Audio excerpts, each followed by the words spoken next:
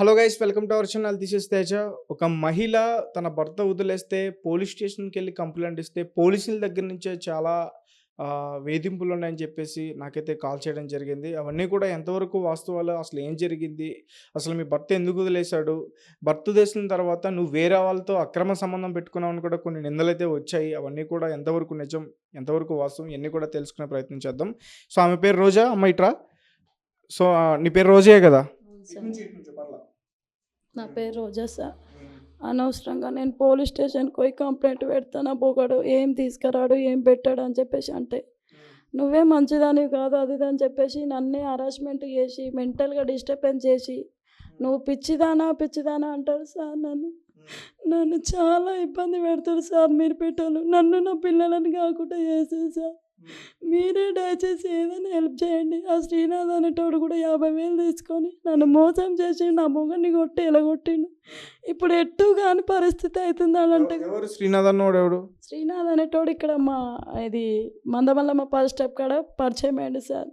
మా ఆయన ఇట్లా ఉంటుండని చెప్పేసి వాడు హరాస్మెంట్ చేసి నన్ను ఇంటికి వచ్చి ఇట్లా వేధించి నన్ను వాడుకొని నన్ను అన్ని విధాలుగా వాడుకోవడం అంటే ఎట్లా? శారీరకంగా వాడుకున్నాడా? విధాలుగా వాడుకొని నన్ను ఇంట్లోకి వెళ్ళి బయటికి వెళ్ళకుండా చుట్టుపక్కల వాళ్ళని కూడా అడగండి సార్. నన్ను అన్ని ఇది చేస్తే నేను పోయి మీర్పేట పిఎస్లో కంప్లైంట్ పెట్టిన సార్. ఇట్లా శ్రీనాథ్ అనేటోడు ఇట్లా చేస్తుండంటే నీ 50,000 నీకు ఇప్పిస్తామంటాడు సార్. నాకు అన్యాయం జరిగింది మాత్రం మాకు సంబంధం లేదు, నీ 50,000 నీకు ఇప్పిస్తామని చెప్పేసి రాచకొండ పిఎస్ కాడికి తీసుకుపోయి సైన్ పెట్టించారు సార్. పిచ్చిదని చెప్పేసి నన్ను ఇది చేస్తారు సార్. నేను పిచ్చిదాన్ని కాదు, నన్నే మెంటల్గా అప్సెట్ చేస్తారు వాళ్ళు. మాకు ఏదో ఒకటి పిచ్చిదాన్ని అని చెప్తున్నారా? పిచ్చిదాన్ని అని చెప్తారు సార్. నేనేం దొంగతనం చేయను సార్. కష్టం చేసుకున్న చిన్న పిల్లలని చదువుకుంటా. యాసిడ్ బాటిల్ నా మీద పోసినాం అని చెప్పేసి కానిస్టేబుల్ మేడం నన్ను నా మీద కేసు పెట్టి 150,000 అట్లా కూడా మునిగిపోయినా సార్. ఏ విధంగా నాకు సాయం చేయరు వాళ్ళు. అనవసరంగా నన్ను కేసులలో ఇరికిస్తాను. అనవసరంగా ఇరికిచ్చడం నాకు అర్థం కాలేదు. ఇప్పుడు పోలీస్ స్టేషన్కి మీ భర్త వదిలేసినప్పుడు నువ్వు వెళ్ళాను సార్. అయితే ఏమైంది కదా, ఇట్లా పోలీస్ స్టేషన్లో కంప్లైంట్ తీసుకోండి అని వెళ్తాను సార్. వాళ్ళు తీసుకోకపోయేసరికి నాకు ఎందుకు తీసుకోవట్లేరు అని చెప్పేసి ఒక యాసిడ్ బాటిల్ అయితే తీసుకొని వచ్చిన సార్. తీసుకొని వచ్చినాక ఎందుకు తీసుకోరు అని చెప్పేసి బాత్రూంలోకి పోయి ఇంకా వద్దు నాకు ఈ బ్రతుకు అని చెప్పేసి అందులోకి పోయి పోసుకుంటే మా చేయి మీద పడ్డదని చెప్పేసి నైట్ 7 గంటలకు తీసుకుపోయి చెల్లపల్లి జైలు వేసారు సార్. నన్ను 7 గంటలకి నాకేం అన్యం పుణ్యం తెలియని దానికి నన్ను మొత్తం హరాస్మెంట్ చేస్తారు సార్. నువ్వు వాళ్ళ మీద దాడి చేస్తున్నావు యాసిడ్ అన్నట్టు? వాళ్ళ మీద దాడి నేను చేయలేదు సార్. వీళ్ళు కేసు పట్టించుకుంటలేరు అని చెప్పేసి నేను తాగడానికి పోతే వాళ్ళు గుంజుకుంటే వాళ్ళ మీద పడ్డది సార్. నేను పోయడానికి పోలేదు, నా మీద పోయనీకి వచ్చిందని చెప్పేసి నన్ను హరాస్మెంట్ చేసి అట్లా చేస్తారు సార్. నన్ను ఇప్పటికి కూడా బ్రతకనీయకుండా చేస్తారు. 24 గంటలు టార్చర్. నాకు తిండి ఉండదు, తిప్పలు ఉండదు. అడుగుతా, అంటే మీ భర్త ఉన్నప్పుడు నువ్వు వేరే వాళ్ళతో ఎందుకు వేరే సంబంధం పెట్టుకున్నావు? వేరే సంబంధం పెట్టుకున్నా అంటే మా భర్త ఇంటికి రాకపోతుండే సార్. అది అలసుగొన్నాడు వాడు. అలసుకొని నన్ను హరాస్మెంట్ చేసిండు. వీళ్ళు పోలీసు వాళ్ళు పోతే పట్టించుకోరు అని చెప్పేసి సైలెంట్గా కూకున్నా. ఒకరోజు మా భర్తనే చూసిండు సార్ ఇంట్లో. ఇక్కడ మెట్ల పైన కూర్చుండంట, నేను పడుకొని ఉన్నా. అప్పుడే మా ఆయన వచ్చిండు. వస్తే ఎందుకు వచ్చినావు ఏందా అని చెప్పేసి మా ఆయన అడిగిండంట అతన్ని. అడిగితే నువ్వెవరువా అని చెప్పేసి మూతి మీద కొట్టిండు సార్. మూతి మొత్తం బ్లడ్ వచ్చింది. వస్తే అదే రోజు మా ఆయన పోలీసు వాళ్ళని పిలిపించి పట్టించిండు అతన్ని. పట్టిస్తే ఏమైంది కదా, ఎందుకు వచ్చినావు నువ్వు అది అని అంటే ఆ రోజు నైట్ వెళ్ళిన తర్వాత కూడా పోలీసు స్టేషన్ వెళ్ళిన తర్వాత కూడా మళ్ళీ ఏమైంది కదా, మళ్ళీ వచ్చిండు సార్ ఇక్కడికి నా దగ్గరికి. నా ఫోన్ ఇప్పిద్దురా, నాది అన్నీ ఇప్పిద్దురా అని చెప్పేసి వచ్చిండు. అంటే నేనన్నా నువ్వు నన్ను వాడుకుంది కాక అన్నీ చేసింది కాక నువ్వు నన్ను ఫోన్ ఇప్పియమంటావేంది, నేను రానని చెప్పిన సార్. అయినాక ఏమైంది, వెళ్ళి తర్వాత పోలీస్ స్టేషన్లో మా ఆయన పోయి కేసు పెట్టిండు. నేను కూడా సార్ ఇట్లా సంగతి శ్రీనాథ్ అనేట ఆయన నన్ను హరాస్మెంట్ చేస్తుండే సార్. హరాస్మెంట్ చేస్తుండు, మీరు పట్టించుకోవట్లేరని నేను కేసు పెట్టలేదు అని చెప్పేసి అంటే నీ 50,000 నీకు ఇప్పిస్తాం కానీ నిన్ను వాడుకుండు అని చెప్పేసి రేప్ కేసు పెట్టకు అని చెప్పేసి నన్ను బెదిరించారు సార్ వాళ్ళు. పెట్టొద్దని. ఎందుకు పెట్టొద్దు సార్, మరి నన్ను వాడుకుండు కదా వాడు, వాడుకున్నప్పుడు నేను పెట్టాలి కదా సార్ అంటే లేదు నీ 50,000 నీకు ఇప్పిస్తాం కానీ నీకు ఏం సంబంధం లేదు అని చెప్పేసి చెప్పు, జస్ట్ ఫ్రెండే అని చెప్పేసి అన్నారు సార్. అన్నాక హాస్పిటల్ తీసుకుపోయినాక టెస్టులు చేయించారు సార్. అదే డిఎన్ఏ టెస్ట్ చేయించారు ఇతనితో ఉందా లేదా అని చెప్పేసి. చేయించిన తర్వాత ఏమైంది కదా మేడం ఉండి ఏమైందమ్మా అంటే ఇట సంగతి మేడం అంటే ఈమె ఇట్లాంటిదే మేడం ఈమె ఇట్లాంటిదే మేడం అని చెప్పేసి చెప్పారు.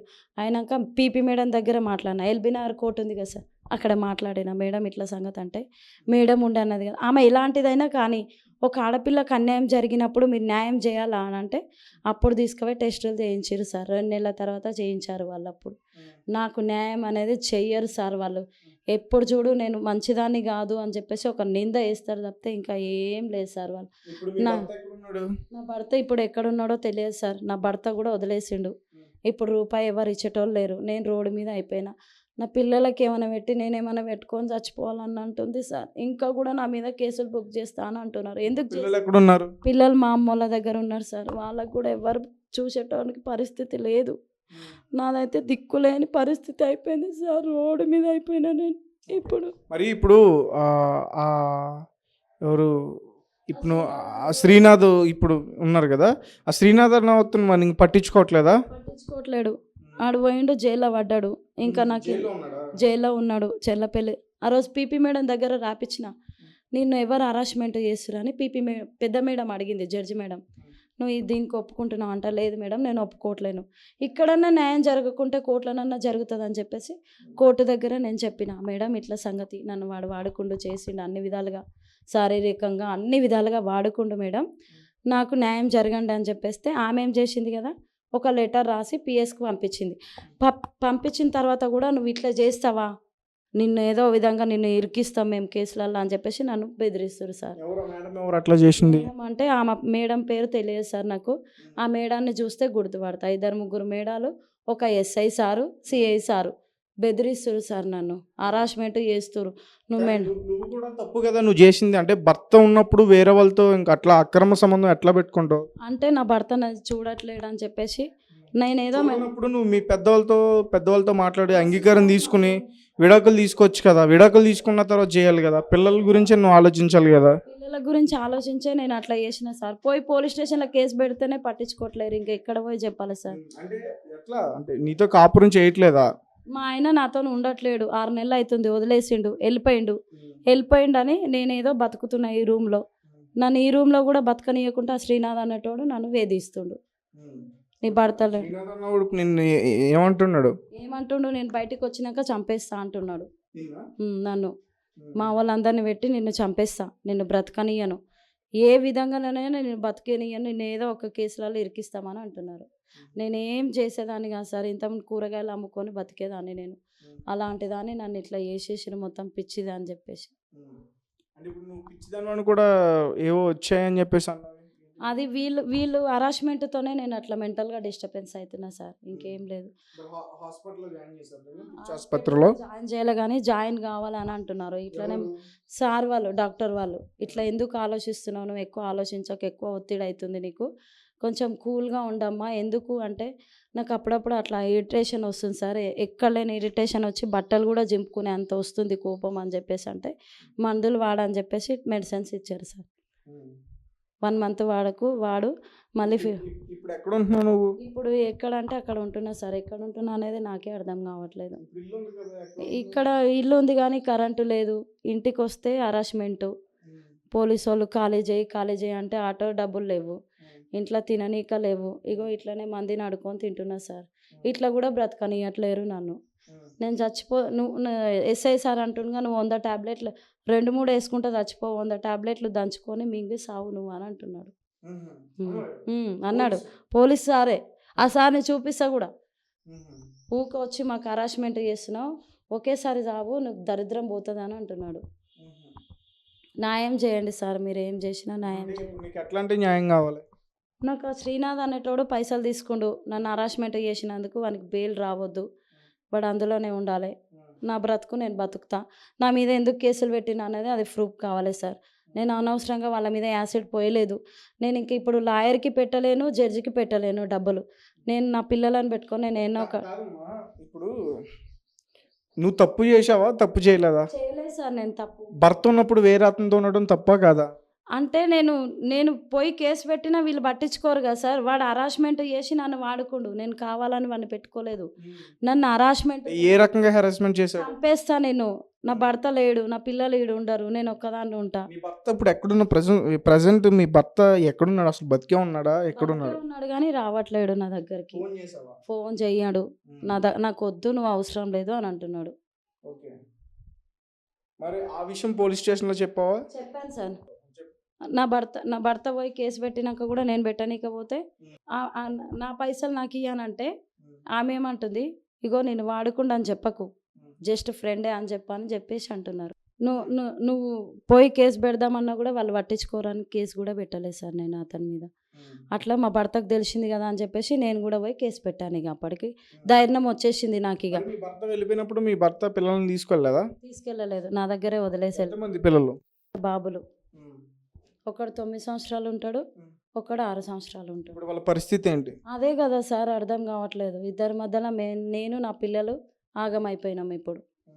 మరి మీ అమ్మ సైడ్ నుంచి వాళ్ళు ఏమంటున్నారు? వాళ్ళ ఫ్యామిలీ వాళ్ళు? నువ్వు ఇట్లా చేస్తే ఎవరు రానిస్తారు, మేము రానియము, మాకు అవసరం లేదని అంటున్నారు వాళ్ళు. వాళ్ళే కూడా అట్లనే అంటున్నారు. సో ఫైనల్‌గా నువ్వేం చేద్దాం అనుకుంటున్నావు? ఏం చేద్దాం అనుకుంటున్నా, ఇంకా మీరే న్యాయం చేయండి సార్. ఇప్పుడు ఏం చేసినా కూడా ఏ రకంగా న్యాయం చేయాలి నీకు ఇప్పుడు మేము? వాడు వాడుకొని ఇట్లా వదిలేసిండు, ఇట్లా చేసి నా భర్తను కొట్టి వాడే కొట్టి ఎలగొట్టిండు సార్.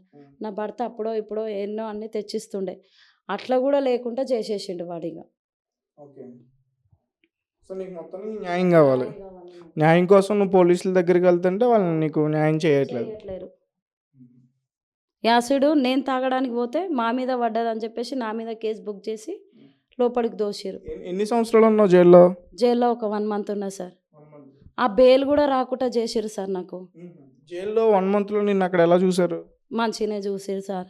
సాయం చేసిరు మేడం వాళ్ళు. ఎందుకు రోజా అట్లా మెంటల్గా అప్సెట్గా వాళ్ళకు కూడా చెప్పిన, ఇది మేడం పొజిషన్, మా ఆయనకి ఇట్లా 55 ఇయర్స్ ఉంటాయి, ఇట్లా హరాస్మెంట్ చేస్తుంటే నాకేమో అర్థం కాక నేనే చనిపోవాలని పోతే వాళ్ళ మీద పడ్డది మేడం అని అంటే, సరే అదే విషయము జడ్జి మేడానికి చెప్పని చెప్పేసి వాళ్ళు కూడా సహకరించారు సార్ నాకు మంచిగా.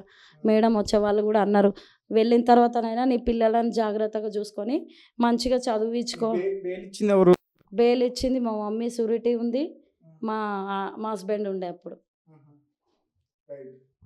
జైల్లో అయితే నీకు ఎట్లాంటి ఇబ్బందులు పెట్టలా? ఎవరు పెట్టలేదు సార్, మంచిగానే చూసుకోరు. నేను ఏడుస్తుంటే కూడా జైల్లో ఇంట్లో ఫుడ్ బెడ్ ఎట్లా జైల్లో? ఫుడ్ అంటే ఇక కొంచెం పురుగులు పడ్డ అన్నం అది ఇది ఉంటుంది సార్ ఒక్కొక్కసారి.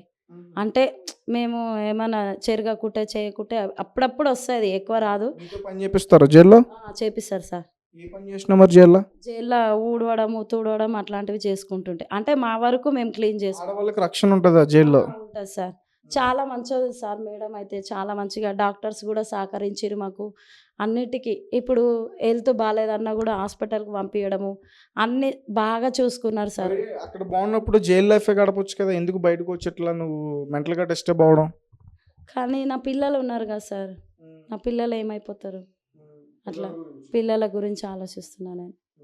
మరి ఈ 4 రోజులు జైల్లో ఉన్నప్పుడు పిల్లల్ని ఎవరు చూసారు? మా మమ్మీ వాళ్ళే చూసారు సార్. ఇప్పుడు చూడండి అంటున్నారా? ఇప్పుడు ఆమెకి చేత కావట్లేదు సార్. చదువుకుంటున్నారా వాళ్ళిద్దరు కూడా? వాళ్ళిద్దరు చదువుకోవట్లేరు సార్. ఒక బాబు చిన్న బాబే చదువుకుంటుండు, పెద్ద బాబు చదువుకోవట్లేడు. అయితే నీకు ఇప్పుడు నీ మీద ఒక ముద్ర వేసేసారు, నువ్వు పిచ్చిదాను అని చెప్పి. నేను ఒక దొంగని అన్నట్టు ముద్ర వేసేసారు. కానీ నేను ఏమీ చెయ్యను సార్, ఎవరి కాడికి పోను, నా అంతలకు ఏదో నేను ఉంటా. కాకపోతే నేను ఒక కోపం వచ్చినప్పుడు మాత్రం ఆపుకోలేను సార్, అది అట్లా వచ్చేస్తుంది ఆటోమేటిక్గా. బట్టలు చింపుకోవడము, అరవడము, చింపుకోవడం. ఆ రోజు కూడా చింపుకున్నా సార్, జైలుకి తీసుకెళ్ళే రోజు కూడా చింపుకున్నా. నేను తాగనీకపోతే మీ మీద పడ్డదని చెప్పేసి ఇట్లా ఎందుకు అంటున్నా అని చెప్పేసి బట్టలు మొత్తం చింపేసుకున్నా. అయినా కూడా తీసుకొని పోయి అందులో వేసేస్తారు నన్ను. అంటే మెంటల్గా కొంచెం డిస్టర్బ్ అవ్వడం వల్ల నువ్వు కోపం వచ్చినప్పుడు ఎట్లా బిహేవ్ చేస్తున్నావో నీకు తెలియదు? తెలియదు సార్. తర్వాత ఆలోచిస్తా ఎందుకు ఇట్లా చేసినా అని చెప్పేసి. మరి జైల్లో ఉండే అక్కడ నువ్వు కొన్నాళ్ళు ట్రీట్మెంట్ తీసుకుంటే బెటర్ ఏమో, నువ్వు సెట్ అయ్యేంత వరకు. కానీ అక్కడ ఉండేంత వరకు బెటరే, కానీ నా పిల్లలను ఎవరు చూసుకోవాలి సార్? నా పిల్లలు ఉన్నారు కదా, నా పిల్లలను ఎవరు చూసుకోవాలి? వాళ్ళు చిన్న చిన్న పిల్లలు, పెద్దవాళ్ళు అయితే వదిలేసిపోతుంటేని, చిన్న చిన్న పిల్లలు కదా సార్, ఎవరు చూసుకోవాలి వాళ్ళని? చూసుకోవడానికి ఎవరు లేరు. మా మమ్మీకి కూడా హెల్త్ బాగాలేదు, చూసుకోవడానికి ఎవరు లేరు అట్లా. సో ఫైనల్గా పోలీసుల దగ్గర నుంచి నీకు న్యాయం కావాలి. ఎవరైతే డబ్బులు తీసుకెళ్ళిపోయారో వాళ్ళ దగ్గర నుంచి కూడా నీకు డబ్బులు కావాలి. మరి నీకు తోడు అవసరం లేదా ఇంకా? అవసరం లేదు సార్. నేను నా అంతలకు నేను బతుకుంటా సార్. నాకు ఈ పోలీస్ కేసులు ఇవన్నీ ఏవి లేకుంటే నా పిల్లలను మంచిగా హాస్టల్లో వేసుకోనో లేకుంటే నా దగ్గర పెట్టుకోనో హ్యాపీగా చదివిపించుకొని ఒక కూరగాయల వ్యాపారం పెట్టుకొని బ్రతికిస్తా సార్. ఇంకేం వద్దు నాకు, ఎవ్వరు తోడొద్దు, మా ఆయన కూడా వద్దు, ఎవ్వరు వద్దు. నేను ఒంటరిగా నా పిల్లల కోసం బ్రతకాలని అనుకుంటున్నా ఇప్పుడు. సో అయితే నువ్వు మా మీడియా ముఖంగా పోలీసులకి రిక్వెస్ట్ చేయి, మేము కూడా వాళ్ళతో మాట్లాడే ప్రయత్నం చేస్తాం. Okay sir. మీ అందరికీ నమస్కారాలు. నేను మంచిగా ఉండాలనుకుంటున్నా.